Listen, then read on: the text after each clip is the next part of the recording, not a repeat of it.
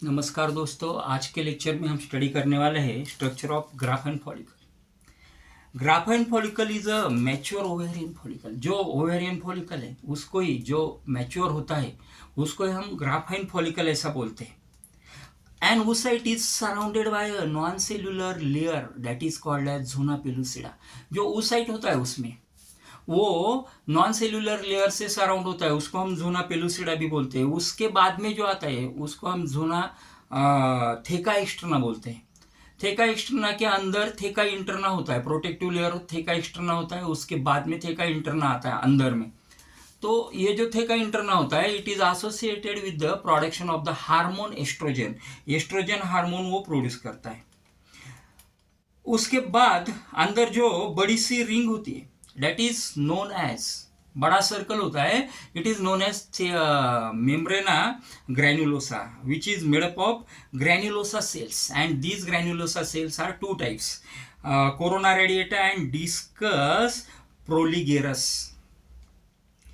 इस प्रकार से ग्रैन्युलोसा सेल्स जो है वो होती है। ग्रैन्युलोसा सेल्स एक्चुअली किसको कवर करती है? The granulosa cells are covered the secondary matured oocyte, यानी एक सेल को वो कवर करती है।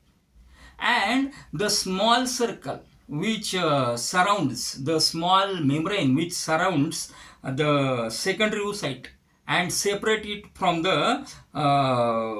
granulosa cells, that circle is known as antrum। वो जो छोटा सा जो पार्ट है कि जो ग्रैन्युलोसा से अलग करता है, मेम्ब्रेना ग्रैन्युलोसा से सेकेंडरी oocyte को अलग करता है, उसको हम क्या बोलते हैं? उसको हम एंट्रम बोलते हैं।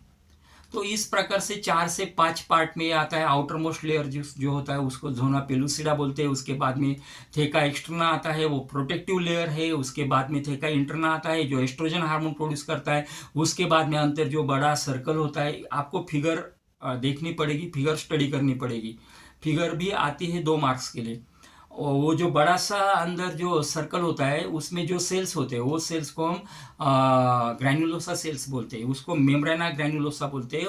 वो सेल्स भी 2 टाइप की होती है, उसमें कोरोना रेडिएटा एंड डिस्कस प्रोलिगेरस ऐसे 2 टाइप की सेल उसमें आती है।